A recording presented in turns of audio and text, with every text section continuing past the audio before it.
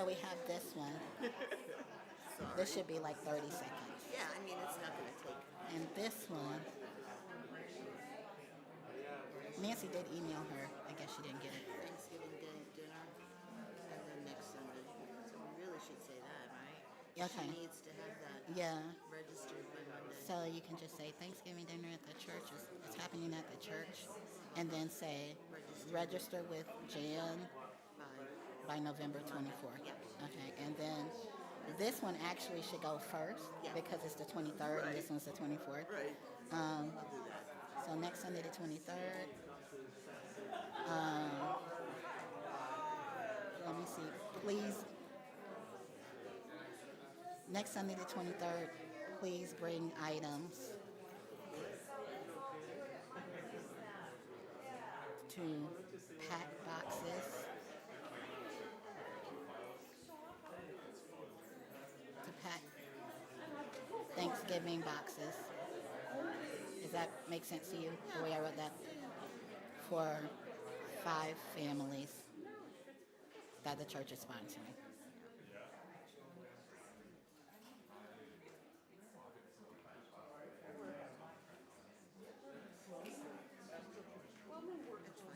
Okay.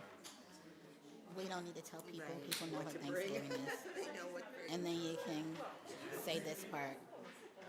This is a joint project of the Sunday Services, Social Justice Committee and the Sunday Services Committee. Okay. Okay? And if you need like a little, you want to write it on the back of this, you Is can. this for here? Yeah, this is for here. So it goes the ones that we have. Then Like a klutz up here. this one, it's not you. It's just the system learning. It's not you at all. And then the one that Jan gave me. Okay. So I can actually just leave this here. You can just leave it there. Yeah. And if you want to, we can write the other one on the back so you can just turn it over. That might be easier. Okay. Which one do you want? I'll hold on to that. Okay, you want to hold on to it? Yeah. Perfect. And I will write here Sunday the 23rd, Sunday the 20th and 21st. C note. And This is at NMSU, though, Yep. right? Yeah. Okay. It's because Joshua's involved in it. Oh, okay. And then Sunday the 23rd. I mean, this is not Sunday. Right. November 21st, C note, and Sunday the 23rd and 24th, C note. I wanna tell you this though. This is Allison. All right, I gotta tell Allison to tell people to remain seated after the post salute. After the post salute, they need to move.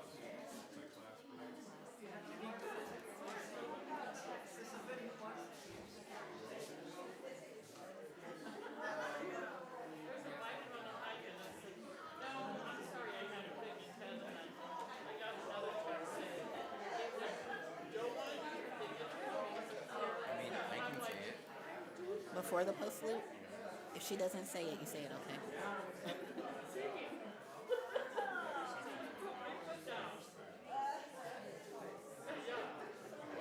La-di-da. May the words of my mouth and the meditations of my heart be acceptable in thine sight, oh Farah. You ready?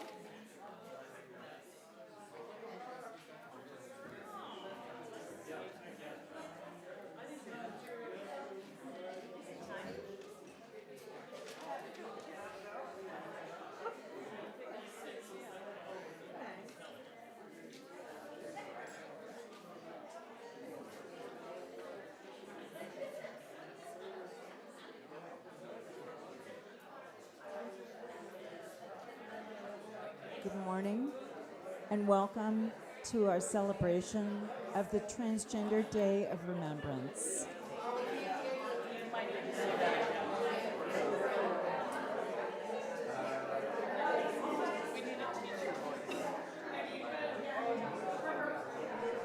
Hello? Good morning. And welcome to our celebration of the Transgender Day of Remembrance. I'm introducing my husband Patrick right now as a way of remembering Poppy, who I shared with you, I think last week, is my trans dad to mom. And she came out in the year 2000, and then she passed in 2014. At the moment of her passing, everyone in the family had a hand on her body, and Patrick was playing this song.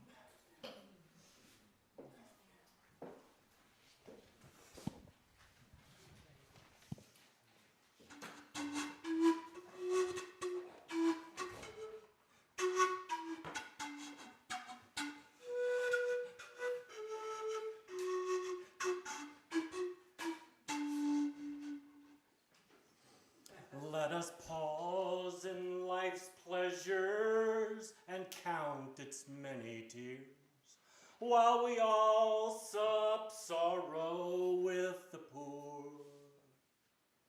Well, there's a song that will linger forever in our ears. Oh, hard times come again no more. 'Tis a song, a sigh of the weary. Yeah, hard times come again no more.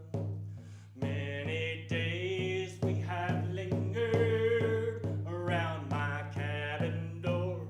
Oh, hard times come again no more. While we seek mirth and beauty and music light and gay, there are frail forms fainting at the door. And while their voices are silent, their pleading looks will say, oh, hard times come again no more. 'Tis a song, a sigh of the weary. Yeah, hard times come again no more. Many days you have lingered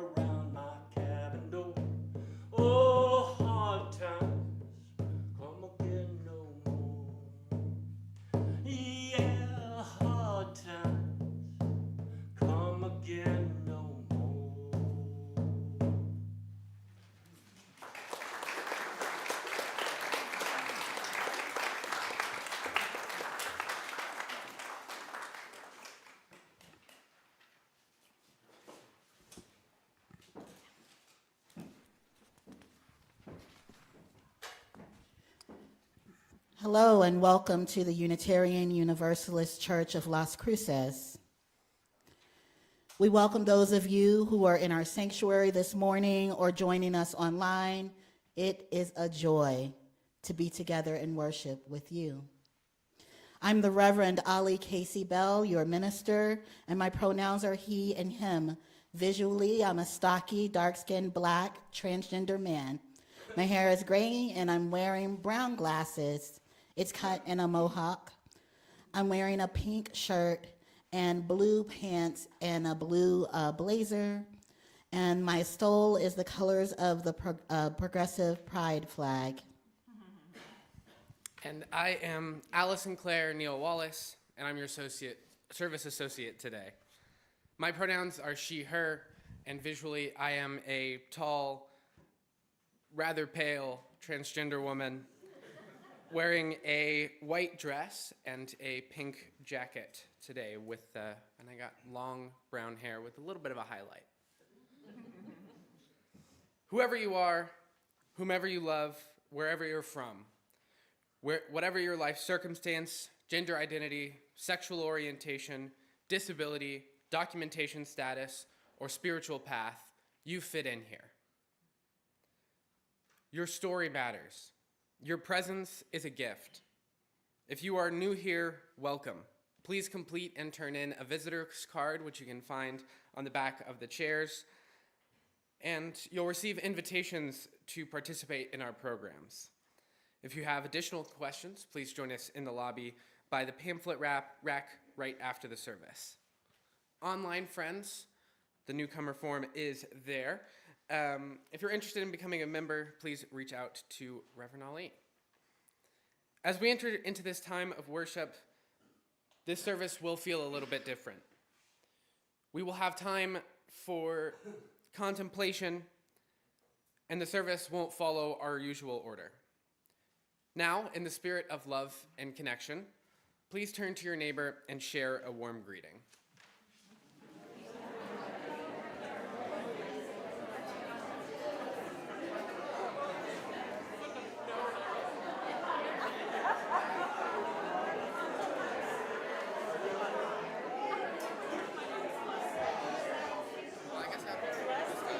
I never do.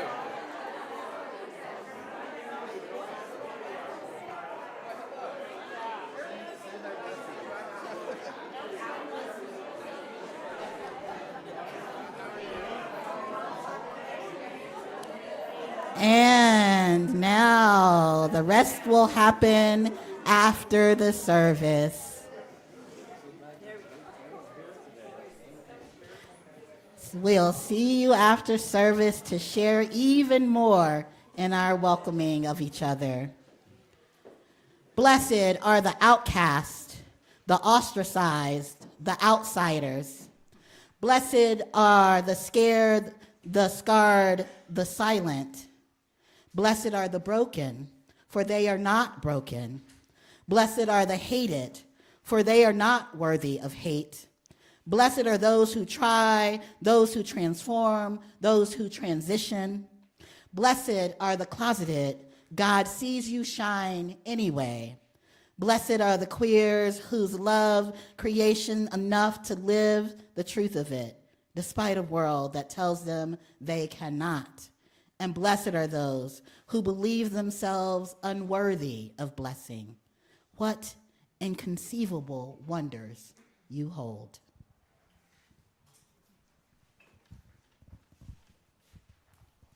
Good morning, church. I am Eric Ramirez, the music director of the church. My pronouns are he, him, él, or you can just call me Eric. Visually, I am a brown, 5'9" Puerto Rican gay man, and today I am wearing, in honor of our transgender beloveds, I'm wearing a light blue long sleeve button-up shirt and a pink, I think, rather beautiful tie. My stole today was made by Shane's grandmother, and it has brush strokes of all the colors. I think it's very pretty. Would you rise in body or spirit as you are able, as we sing together, number 347, Gather the Spirits.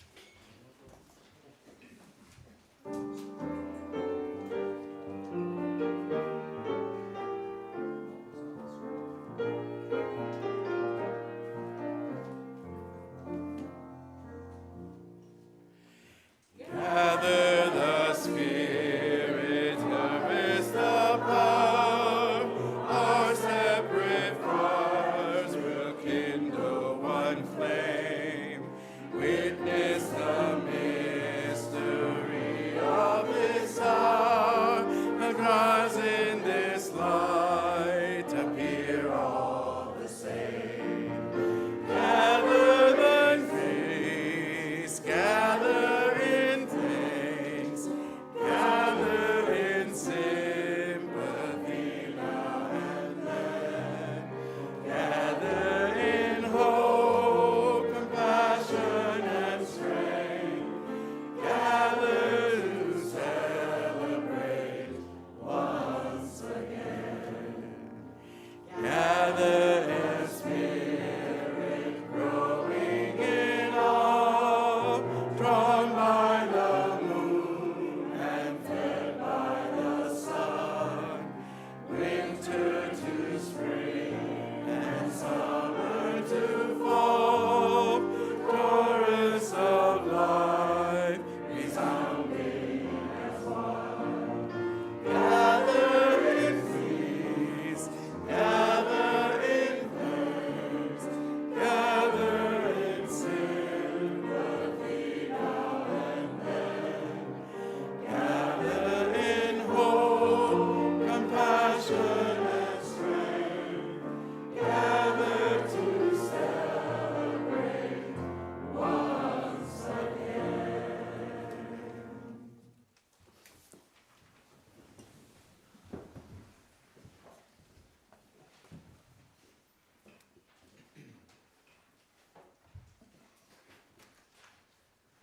In our Unitarian, oh yeah, I just can't hear. Okay, never mind. Sorry, guys. I did my own pet peeve. It's crazy. In our Unitarian Universalist tradition, we light a chalice as symbol of our shared faith and community. As Jan lights our chalice here in the sanctuary, we invite those joining us online, to share in the chat where you are lighting yours. Our chalice lighting words today are written by Reverend Ollie K.C. Bell. We light this flame for those who remember and those who remain. A small fire against the darkness, a promise to protect one another, to honor every life, and to kindle a world where all of us can live free. Now please rise in body or spirit and join me in saying our church's affirmation of covenant and singing the doxology in English and Spanish. The words will be on the screen. Love is a doctrine of this church. The quest for truth is our sacrament, and service is our prayer. To dwell together in peace, to seek knowledge in freedom, to serve others in community, to the end that all souls shall grow into harmony with creation. Thus do we covenant with one another.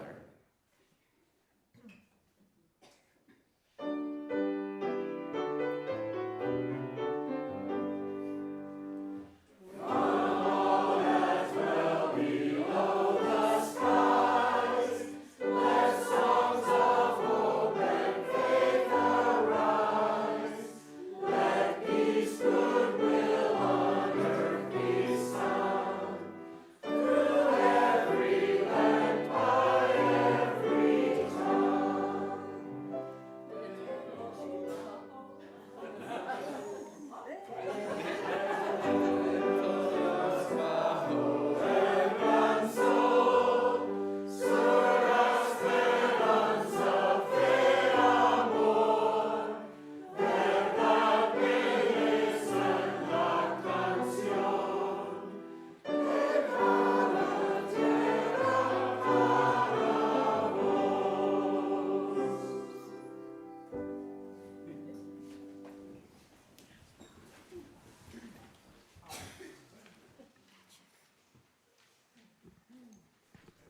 Today, we enter a tender and holy space.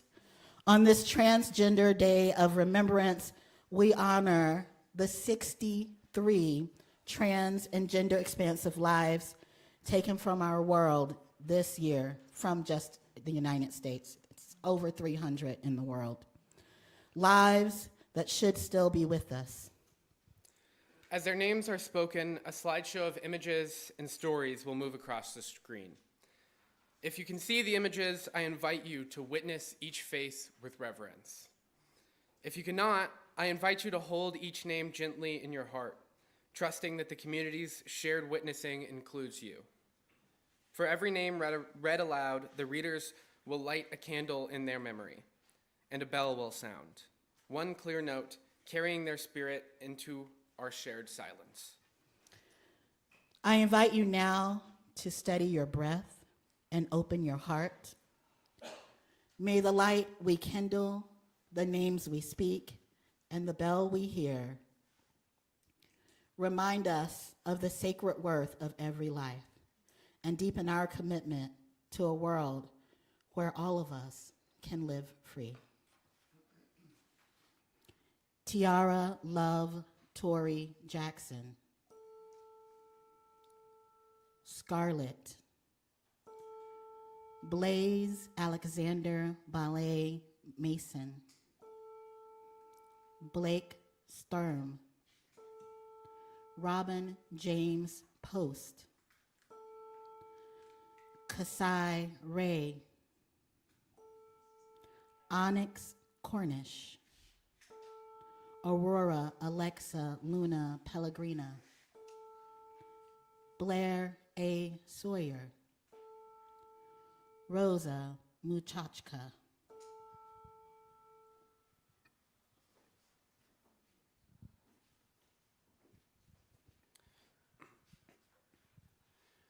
Dream Johnson. Artie Cassidy Beowulf Gibson. Nathaniel Pabon Cruz, Nada. Kimora Woods. Kia Lee Tabitha Roberts. Gabrielle Nguyen, Cam. Lily Dawn Harkins. Christina Hayes. JJ Godby.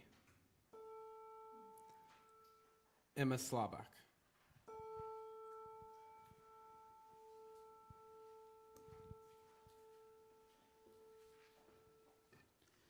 Laura Schuler. Hope Like a Youngblood. Jax Grattan. Tessa June. Jonathan Joss. Charlotte Fosgate. Carmen Wells. Shiparius Dupree. Kelsey Ellum. Nora Horwitz.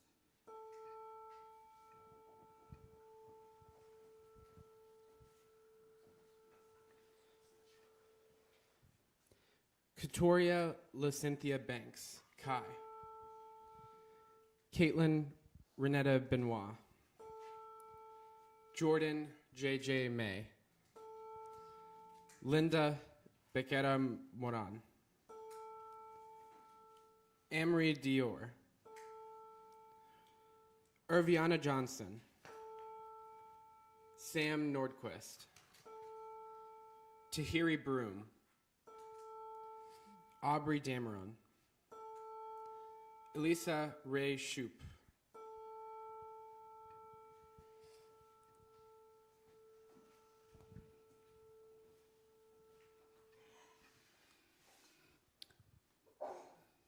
Parker Savarius. Johnny Adamoff. Mecca Shabazz. Cam Thompson. Aziza Z. Barnes. Roy Mora. Relasia Wright. Quanisha Coco Chantel. Kyla Jane Walker. Name unknown. Sydney Sid Lee Phillips.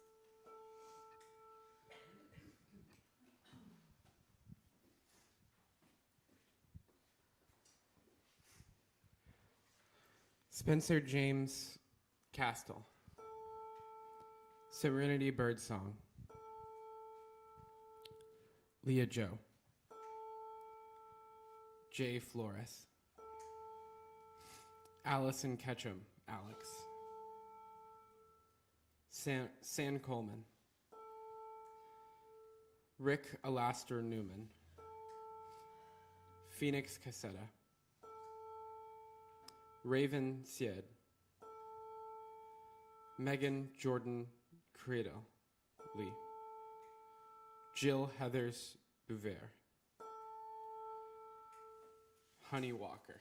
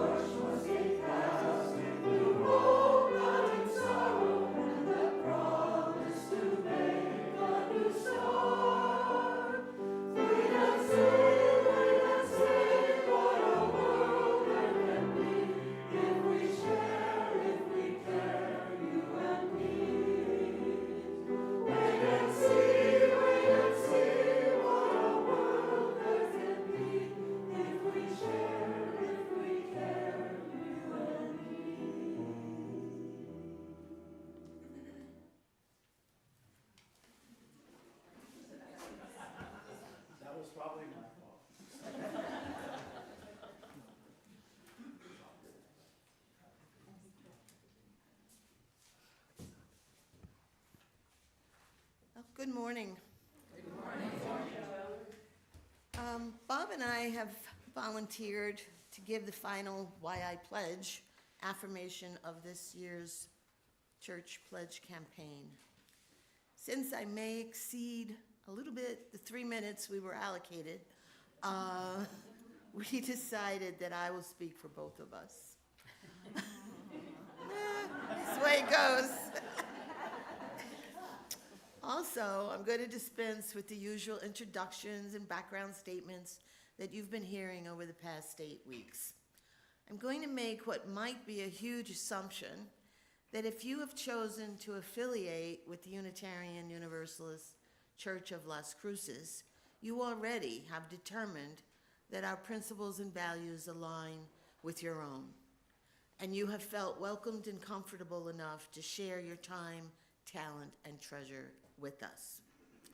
Consequently, I am going to direct my remarks to not only why Bob and I give financially to the church, but also why we sign a yearly pledge card promising to do so.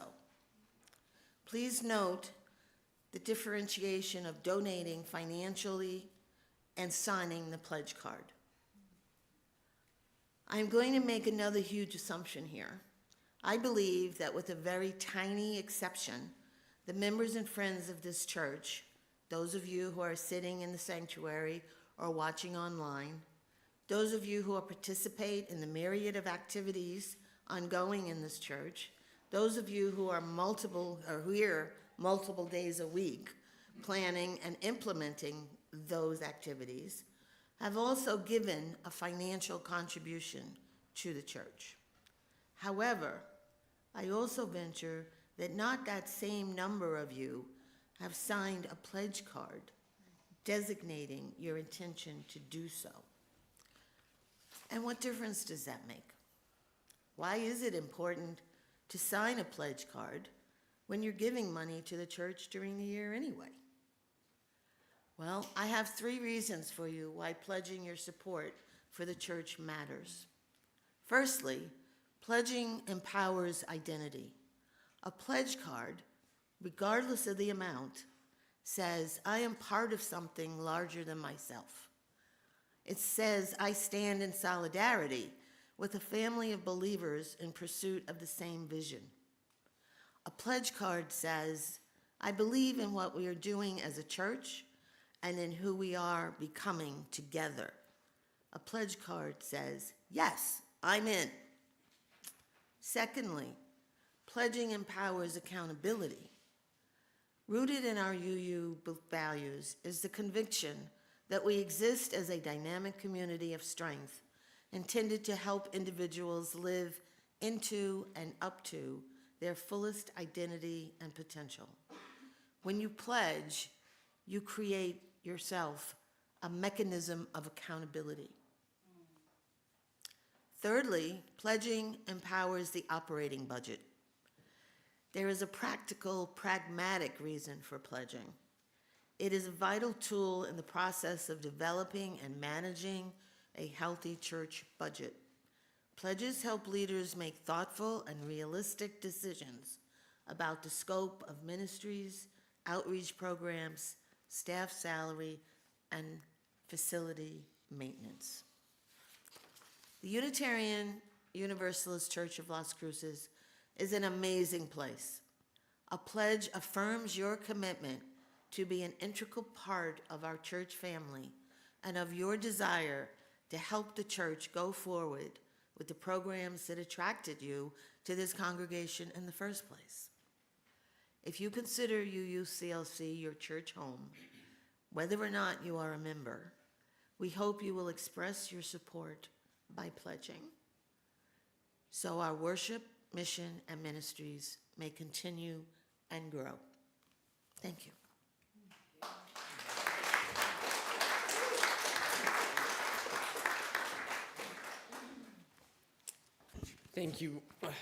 Thank you, Joan.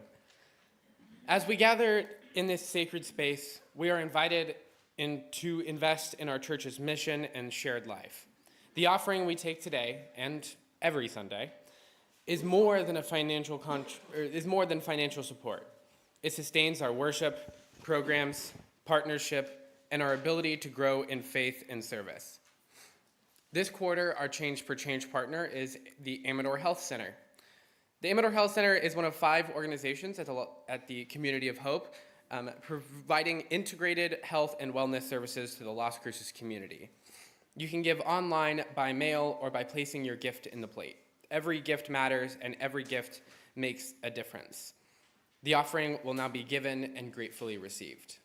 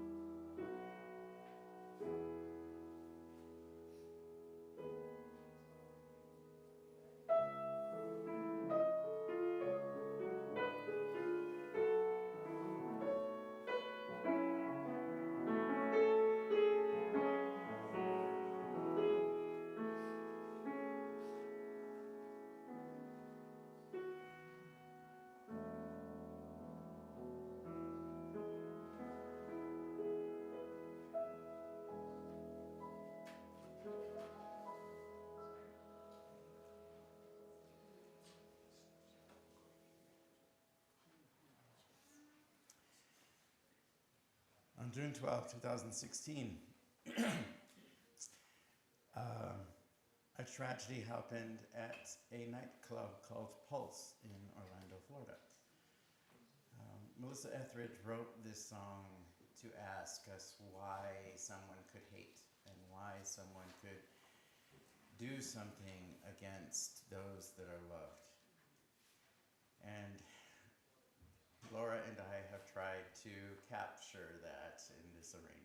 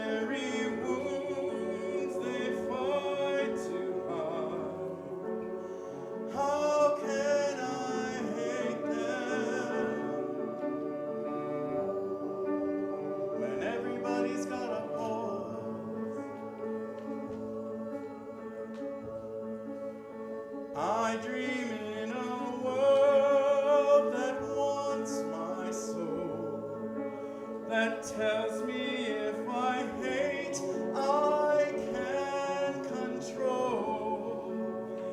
But I don't believe it, let me not conceive it, when everybody's got a pulse.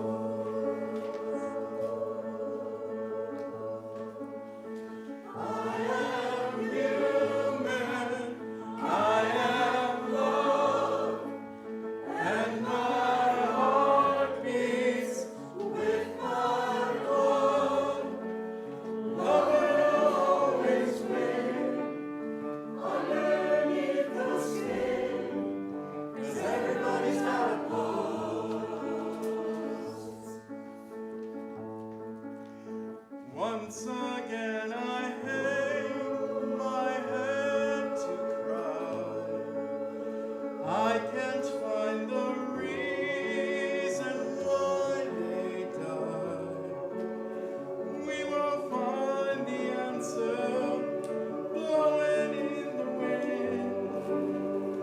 Everybody's got a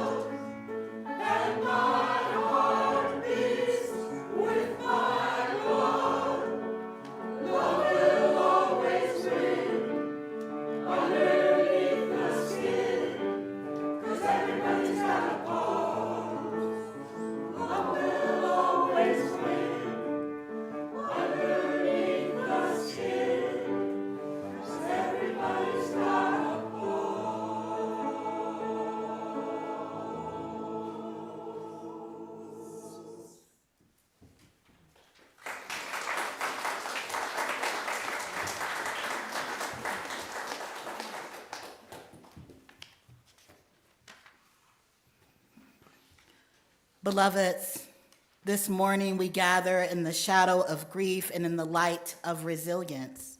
We gather in a lineage of trans brilliance so vast that no list, not even the 63 names compiled this year by Trans Lives Matter, can contain it. Those names represent real lives, real joy, real love. We speak them not as statistics, but as kin. As we remember those taken from us, we also honor those who refuse to let trans people be erased. People like Miss Major Griffin Gracie, whose long life work supported incarcerated trans people and protecting Black trans women. She has saved more lives than the world will ever know. May her memory be a blessing. And people like Lady Java, who in 1967 stood boldly before Los Angeles officials to demand dignity for every trans artist and performer. Their courage is alive in us now. May her life and her work be a blessing to us. Their survival is a part of our breath. This year, just about a week ago, the president of our Unitarian Universalist Association joined leaders from many faiths in affirming that trans justice is sacred work.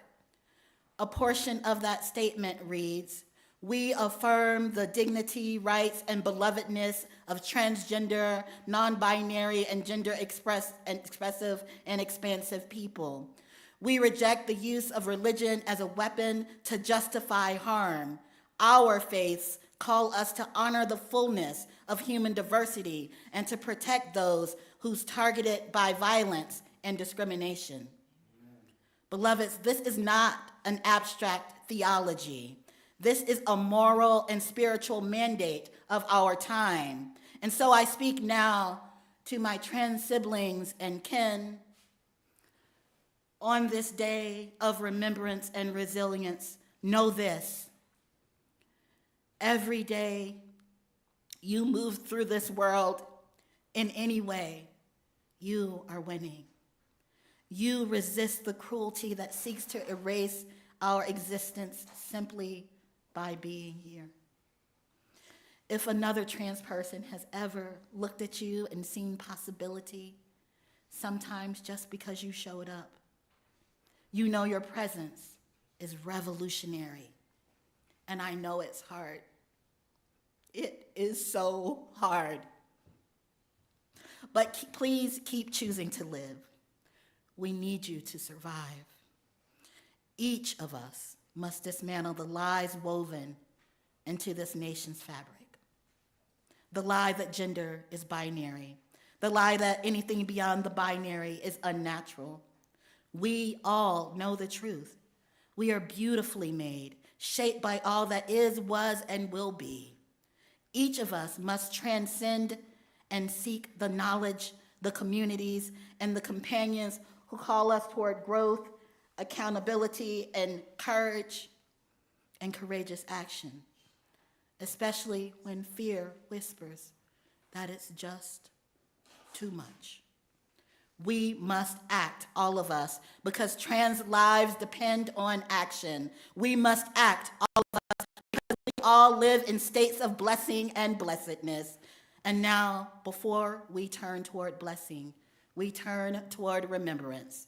In contrast to the 63 names memorialized this year in America, I invite you all now to rise in body, spirit, or intention and speak aloud the first names only of the trans people you love, respect, care for, or hold in your heart. Allison, Linda, David,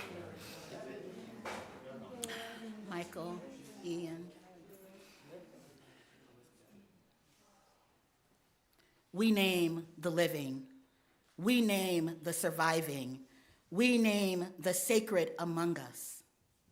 And now, having honored the ones we carry, let us speak blessing upon them and upon yourselves. Blessed are you transgressors, for you shall create boundless spaces of equity. Blessed are you, transmuters, for you shall turn what was meant into harm into healing and liberation. Blessed are you, transcenders, for you shall embody ancestral freedom and become more than this world dared imagine. Blessed are you, trans activists, for your action is how we rise, and by our living we will rise, and our rising, beloved ones, our rising will claim the kingdom, and remember, we are meant to be free. Amen, ashe, blessings, and blessed be.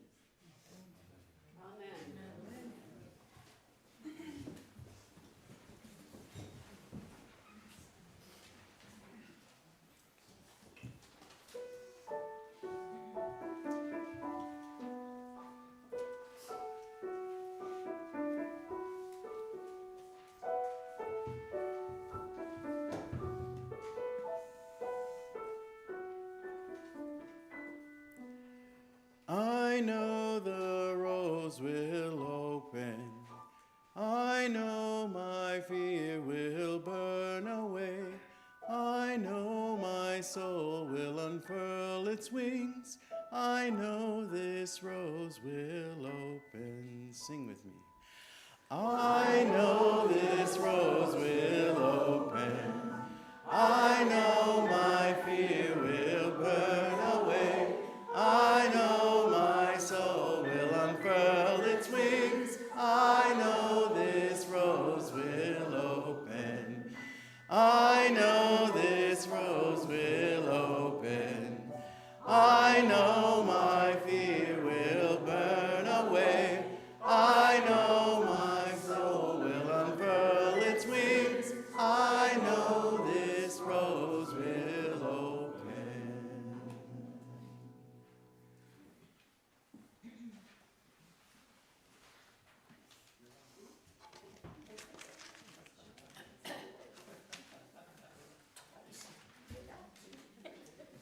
Okay. All right. Where are we? Invitations to engagement. There's only a few announcements to be made right now. Okay. Thanks. Truffle sale in the church library, December 7th, okay, 8 to noon, 20 different flavors. Okay, it's a big fundraiser for the church. Please show up, buy a lot of truffles, and increase our budget. Okay. Okay. And enjoy them, yeah, eat them, they're so good. Okay, what's next? I don't know, I'm so bad here. Final drumming circle of the year. Just read these? Okay, get rid of those, okay. Don't worry about those. Just read these. Thursday, November 20th, and Friday, November 21st, at NMSU, Atkinson Hall, 7:30 p.m., Lyric Theater is performing the opera Hansel and Gretel. Okay? It's free. Right. Sorry about that. Yes. And it's free, open to the public. Everybody should have that. Okay. We do this to Joan just to keep her on her Oh toes. my God. Nobody turns the page. You're right. We just expect her to be out here doing it. Okay. Right. Transcendent. Okay. Before Thursday, November 18th, Transgender Day of Remembrance, 7 p.m. Where is that? Nico Land, author of American Teenager. Okay, he's going to give an exclusive reading, followed by a Q&A session. That also is at NMSU, room 125, Hardman Jacobs Hall. Okay, that's sponsored by PF Flag and other local organizations. You need to register using the QR code that's on a big poster in the RE room, okay, in the great room. So you'll be able to do that. Member show at the Tomberg Gallery, our very own gallery. The member show we know opened a few weeks ago. It's still going on. It runs through this month and next, celebrating seasonal creativity. Okay, it says part of the sale supports the Gallery Scholarship Fund for emerging artists. So you should actually make sure you get over there. Okay. Now, November 20, okay, we did that. Already. Sorry about that. Okay, next Sunday, November 23rd, please remember to bring items to pack boxes. We're going to be sponsoring 5 families who are in need of a Thanksgiving dinner. Turkeys have already been supplied, so all we need are the sides. So if you would bring items that we can pack into those boxes. That's a joint project of the Social Service Committee and the Sunday Services Committee. So we would appreciate that. On Thanksgiving Day itself, we will be having a dinner here. If you are interested in coming to that, please remember to RSVP to Jan Thompson by Monday, November 24th. That's it. You did great.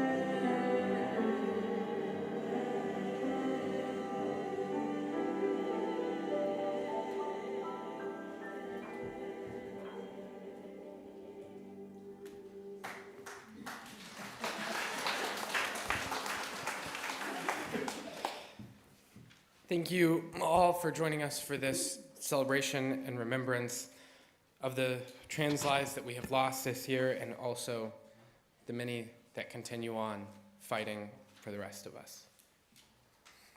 Please join me in saying the words to extinguish this flame. The words will be on the screen. There they are. We extinguish this flame, but not the light of truth, the warmth of community, or the fire of commitment. These we carry in our hearts until we are together again. Please, everyone, remain seated for our State of the Church address. I'm going to hand it off. Thank you. Welcome. We gather this morning 106 days into our shared ministry, and I want to begin with gratitude. I'm going to use this mic, guys. We good? Gratitude for your welcome, your honesty, and your willingness to enter into this new chapter with openness and heart.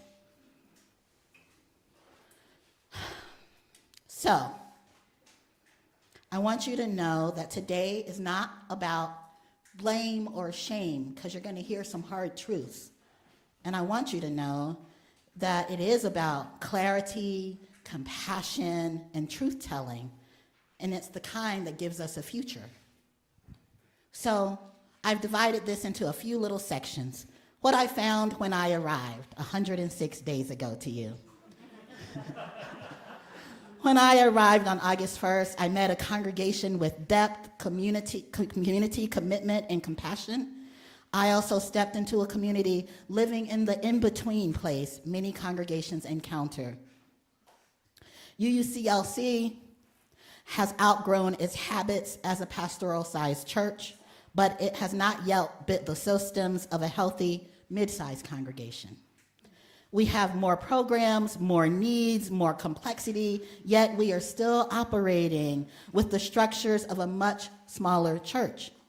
The gap shows up as burnout, overextended staff, and leaders carrying too much, and difficulty retaining people, even though our welcome is very strong.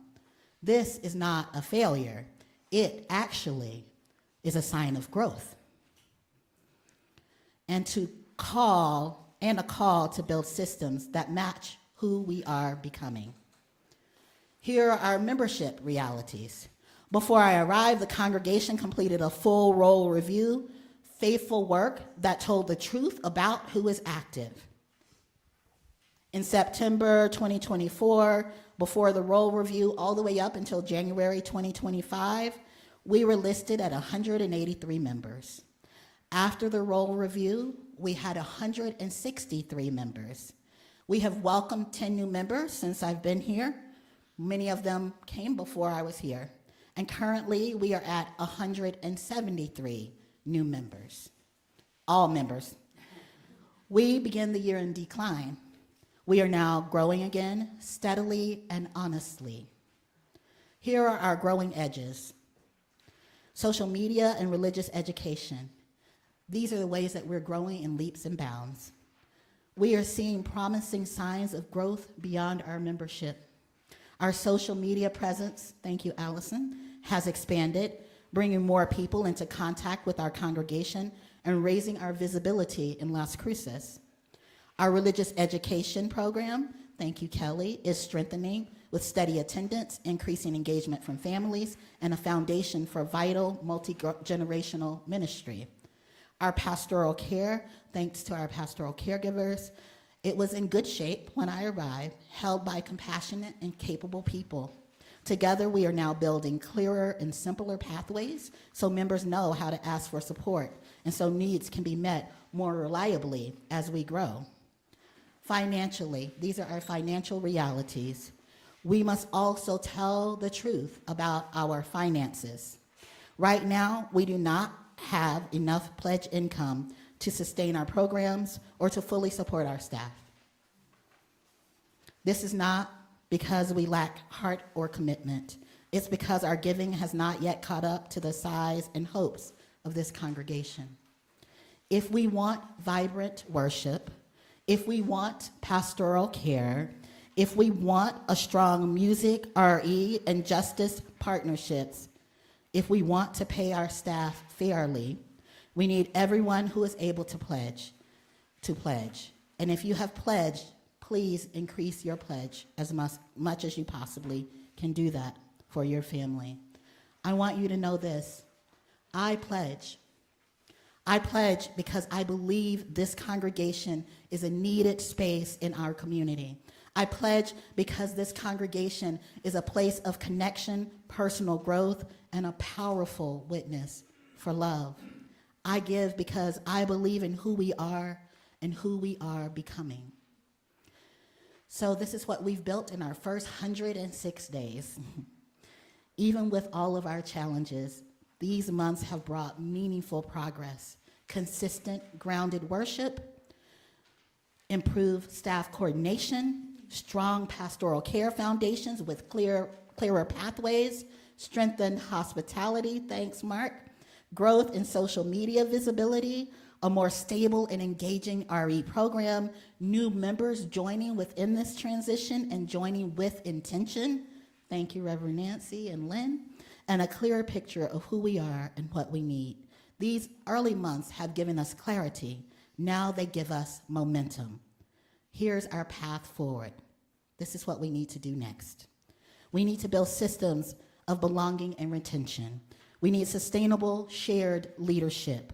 We need governance practices that match our size, honest, courageous financial stewardship, and strengthened pastoral care structures. We are not in a crisis. We are at a threshold. We are not a failing church. We are a church transforming, moving from what once worked to what will sustain us into the next decade. The work ahead is real, but so is the possibility, so is the joy, so is the future we can create together. These first 106 days have given us a foundation. Now comes the becoming, and I am honored, deeply honored, to be becoming with you. And next we will have Linda, our board president. Linda. Thank you.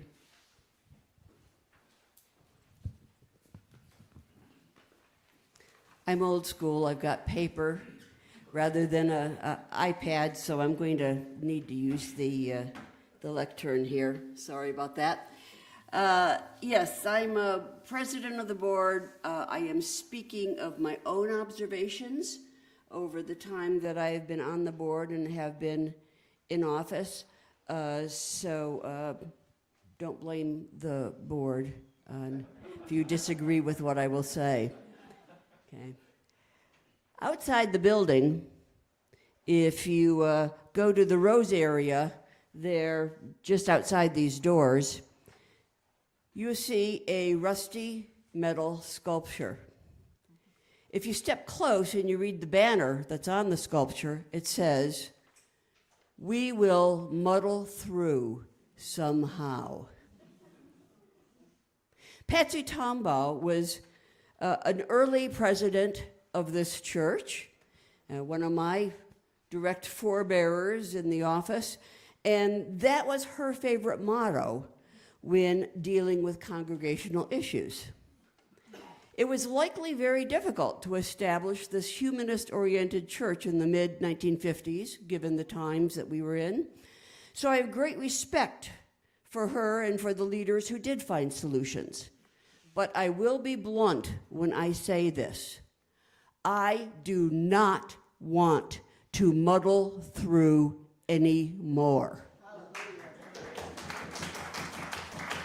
And I hope that you do not want to either, okay?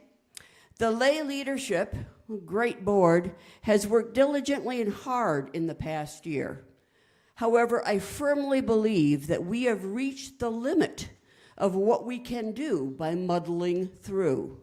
So let me explain. For those of you who are not long-term members, 15 years ago, our church had about 200 members and a full-time minister. We had a series of full-time ministers. Over the past 10 years, however, we have had 6 different ministers. We have lost the financial support that we had for past full-time settled ministers. This past 4 years, our ministers have been part-time contracted ministers. What this means for the board is that we've had no continuity in the leadership of our church.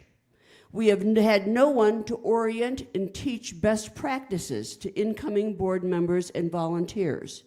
We've had no one to help in developing sound policies for current congregational practices, no glue to hold and develop staff members.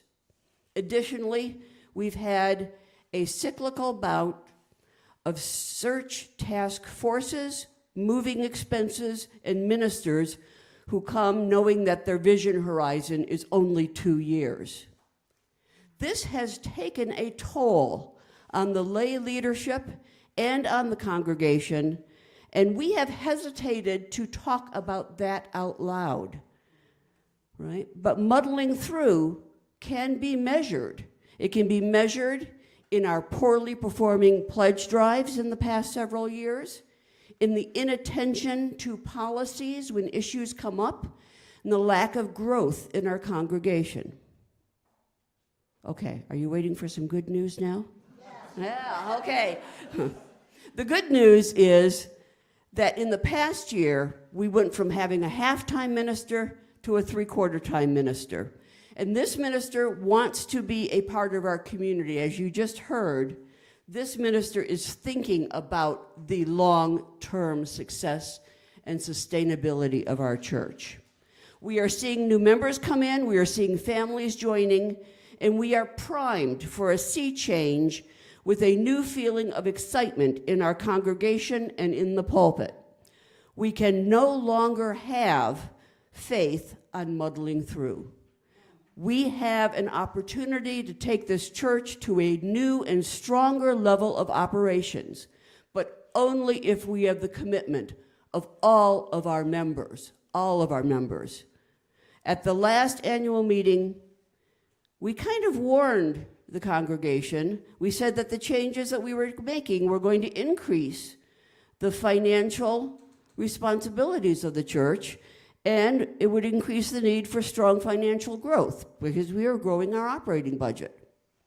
In order to hold on to this growth and excitement that we have, it can't be business as usual. It has to be the whole congregation stepping up and stretching into our commitment of time, talent, and especially right now, of treasure.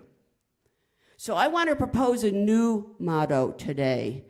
I don't know that it'll ever be on a rusty sculpture out in the yard, but let's hope it'll be in your hearts over this next year. And that is, let us step into our future courageously, knowing that we are what we need for these times. Thank you.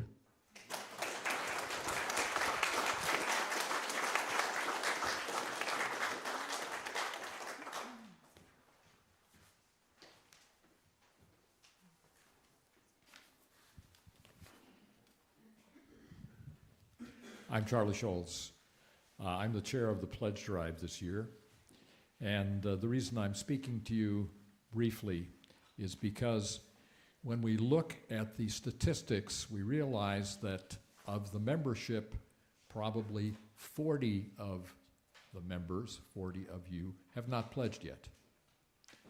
And while the pledge drive officially ends today, we still have a couple of weeks before we have a business meeting and have to vote on the budget. And so if you have not pledged yet, I urge you to pledge. And if you have already pledged, I urge you to consider your pledge and see if you can give more, because it's very possible you can. Now, the good news is the graphic that's on the screen right now, which shows our current pledge level at 260, is wrong. We're actually at 271. A minor gain as far as I'm concerned. I would rather see it at 300 at this point. The reason we're shooting for 400 is because we need to fund a full-time minister. We need to pay the salaries of our staff. We need to run the operations of our church. These are very basic things. And that's why we are going to do a push in the next week to call on all the members, including especially those who haven't pledged yet, and ask them if they would look at their pledge and see if they, in fact, can give us more, because we certainly need it. Thank you.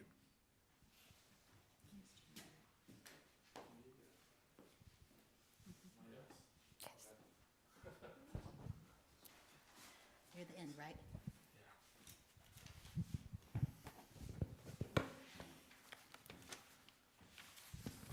I feel like some of the things I've written are probably repetitious of what you've already heard, but I'm Ed Long, co-chair of the Finance Committee. First of all, I want to thank everybody who's already pledged. You've been very generous, actually. We've done pretty well as far as our pledges have gone so far. Of course, as Charlie said, we need to do a little bit more. The Finance Committee has been working since the middle of August to try to put together a budget for 2026. We've also been working with the Pledge Committee to get an accurate reading of the pledges made. You may remember that when I addressed you at last year's annual meeting that we thought we were going to have some challenges for 2026. The Finance Committee has presented preliminary budget numbers at 4 budget meetings. Some of you did attend those. We were hoping there'd be more people attend, but we did have 4 open budget meetings where we gave our preliminary numbers. We also formed an ad hoc committee with 2 Finance Committee members and 2 members of the board, and we met 2 days ago to try to tweak some of those numbers before we get the final budget to the board. So where are we? As things stand right now, we will be presenting a budget to the Board of Trustees that shows a shortfall of about $50,000. Why? Well, as you've already heard, last year we had a 3/4 or this year we had a 3/4 time minister for 5 months. Next year we're going to have one for 12 months. We have a music director. We will have a music director for the entire year next year, not just for the 9 months we had one this year. We also, in past years, have had carryover. Last year was like $30-something thousand of surplus we had at the end of 2024, which carried over to this year. We're not going to have that this year. We're hoping we can even balance the budget for this year. It'll be close, but we aren't going to have any 30,000 of carryover either. So you can see there's a series of things that have caused us to be in this situation. We want to pay our employees a good wage, and in accordance with the UA guidelines for our geographic area. It is based on geographic area, so we're not paying New York City wages. We're paying Las Cruces wages and salaries. Also, just to dispel one rumor, I've heard this go around about our Department of Energy grant, that we have to have matching funds of $80,000 to get that grant of $320,000 more. That is not causing this $50,000 deficit. We already put $42,000 away in the last 2 years. We are using our building contingency fund and moving it toward, since we now have that building contingency funds built up over the years, we're moving that, and we're almost at the $80,000 just with those things. So that $80,000 is not causing the deficit in the budget.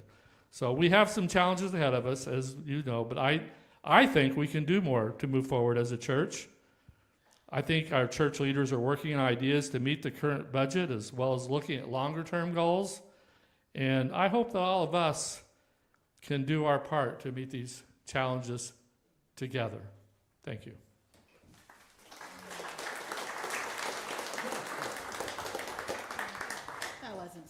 That wasn't so bad, was it? So now we are going to be leaving this room and having all of the coffee that our veins thrive. We'll have a postlude. It's just a second for you to think about what you heard, meditate on it as our beautiful pianist. Thank God for you. Oh, the music is so good.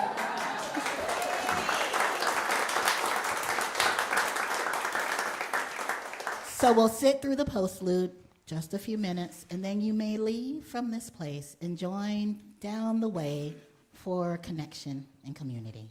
Thank you. And this is the state of the church 2025.